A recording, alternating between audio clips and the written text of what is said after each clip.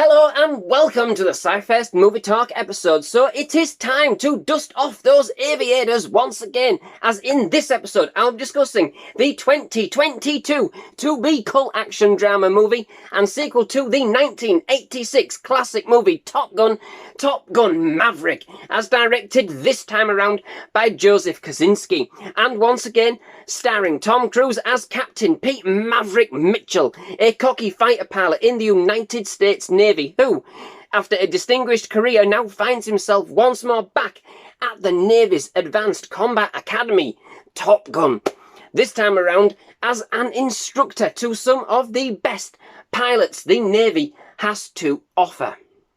Set some 36 years after the events of the first movie, we catch up with Maverick working as a test pilot for the latest cutting-edge aircraft, the Dark Star, but finding that the Navy is looking to drone technology to replace pilots, making him obsolete. However, the stakes have never been higher, as an enemy of the state is looking to stockpile nuclear material in one of the most heavily guarded and remote locations there is. And so Maverick is called back to Top Gun to go head-to-head with Top Gun's best of the best to see what they are made of against some of the most extreme of flight conditions in order to launch a dangerous and potentially suicidal attack on the enemy base. Maverick will have to call upon everything he knows about flying to see the mission through, and even then that may just not be enough. The odds are stacked against them in every direction they turn. All the while, Maverick is forced to face events of the past he has never been able to forgive himself for. Now, I mean, wow! I don't think I could have asked for anything more than what we actually got with this film. It's about the only time I've ever known people in the cinema giving a standing ovation, or at least round our end, but that's exactly the way this film leaves you feeling. Even I shot up at one point with excitement, and I had a good idea what was about to happen. But nonetheless, with the excitement, the anticipation that was built, I'd been carried away in the moment so much that I forgot where I was. But indeed, a standing ovation is probably no less than what this film deserves. Okay, so it does pay fan service to the original movie in a big way, in almost every scene, and there is some pretty big, cheesy and overcooked moments. But then, didn't the original? And I mean, that is what it's all about, isn't it? It is again a big, bold and brazen movie that completely stuns in every scene. And quite literally, the cinematography, the flights, the aircraft are simply inspirationally on point, totally in sharp focus. Epic would be a complete understatement. This is what cinema was made for. Dare I say, Tom Cruise is simply superb once again, bringing a seamless and emotional performance and portrayal of Maverick like he'd never left, but bringing the weight of the last 30 or so years, which had kind of passed since we had last caught up with them, you know? A performance that's more seasoned, slightly more mature, but no less arrogant or self-assured, you know? This time, you know, this is again the role that he was born to play. Cruise makes this so much fun and engaging, bringing the 80s magic right back centerfold, and that's certainly part of this experience. This movie feels like a true extension of the original in every way. Every attention has been made to ensure that the appropriate respect and endearment is made to the events of the original. There are some moments in this that are simply heartbreaking, completely full of nostalgic sentiment. My advice, ensure you have plenty of tissues handy. And the final act, well, it will take your breath away. The action sequences in this movie are simply insane, absolutely exhilarating, and even when you even more so when you kind of work in the fact that the cast actually flew those aircraft, and that much of the shots and, you know, the stunts were real. The engineering required to capture this experience, the feel, the power, absolutely exemplary. The level of detail and commitment within each of the sequences was inspirational in itself. And the amount of times that the movie puts you right in that cockpit with each of those pilots, outstanding. It will have your heart pounding for sure, and the adrenaline rush is like nothing I've really experienced.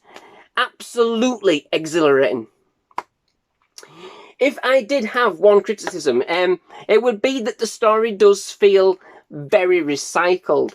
Not only does it return to the elements of the original in a good way, but it also kind of resembles very much of the same framework and delivery. I love the nostalgic nods. I love the consistency. But apart from the aircraft and the adrenaline kind of rushed aerial stunts, it does have a more revisited feel.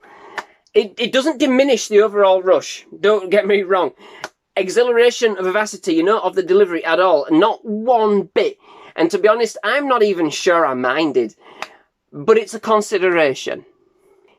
The original is, of course, also famous for its absolutely epic soundtrack. And although the overall musical jukebox is toned down in this installment, at least we have more than one song on repeat, Maverick still has an absolutely outstanding soundtrack, bringing the power of Harold Fallonmeyer's original score, which sets a very familiar and kind of warm embrace as we embark on this adrenaline-fueled journey, whilst we also get a couple of other nods to some of the original's more iconic musical themes. The way they set up the movie from the very beginning, you know the kind of wild ride you're in for, and the movie certainly does not disappoint. Both visually and musically, you will get everything you want out of this movie. Everything that you expect is probably going to be there. You know, your hopes are high, keep them high.